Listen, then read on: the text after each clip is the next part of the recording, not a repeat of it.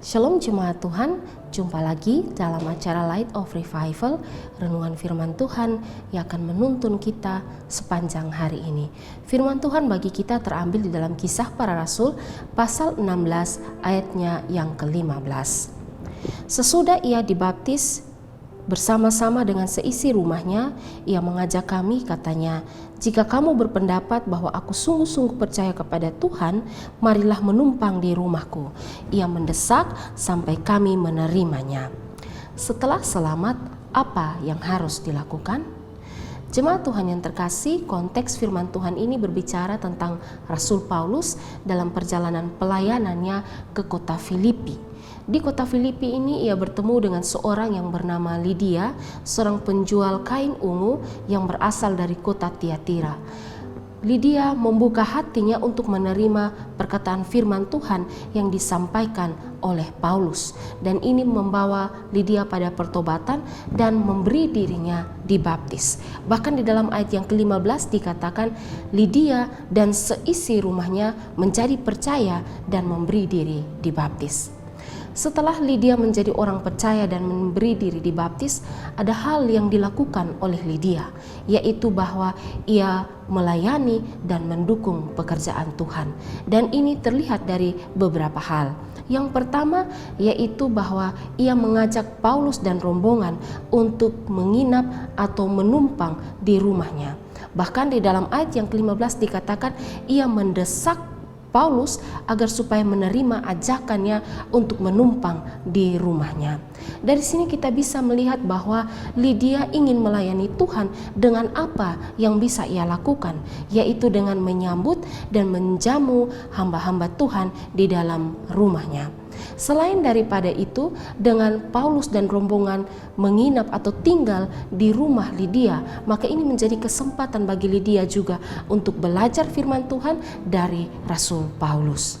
Yang kedua yang dilakukan oleh Lydia adalah dengan memberikan rumahnya sebagai tempat untuk berkumpul orang-orang percaya. Di dalam Kisah Para Rasul 16 ayat yang ke-40 dikatakan, "Lalu mereka meninggalkan penjara itu dan pergi ke rumah Lydia, dan setelah bertemu dengan saudara-saudara di situ dan menghibur mereka, berangkatlah kedua rasul itu."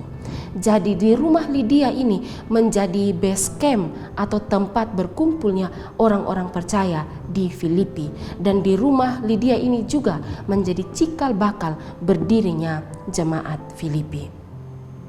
Saudara yang terkasih dalam Tuhan, bagi kita yang sudah percaya dan menerima keselamatan yang diberikan oleh Tuhan, apa yang sudah kita lakukan untuk Tuhan atau apa yang harus kita lakukan? Mari belajar daripada Lydia yang setelah mendapatkan keselamatan daripada Tuhan, dia mau melayani, mendukung pekerjaan Tuhan, dan dia mau belajar firman Tuhan.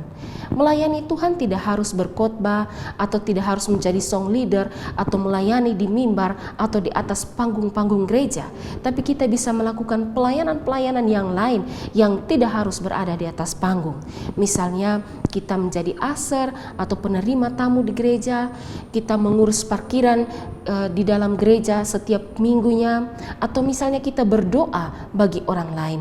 Dan ada banyak jenis pelayanan yang bisa kita lakukan sebagai ucapan syukur atas keselamatan yang sudah kita terima. Jadi saudara, setelah kita selamat, apa yang harus kita lakukan?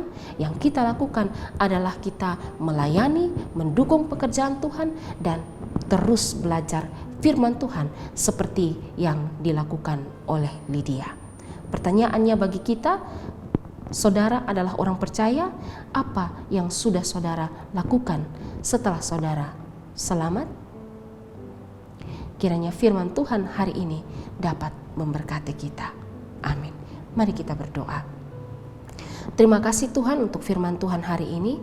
Terima kasih karena kami boleh belajar daripada Lydia, bahwa setelah dia mendapatkan keselamatan daripada Tuhan, dia melayani, mendukung pekerjaan Tuhan, dan dia mau terus bertumbuh dan belajar firman Tuhan. Tolonglah kami semua, orang-orang yang percaya, agar kami bisa melakukan apa yang dilakukan oleh Lydia. Terima kasih Tuhan.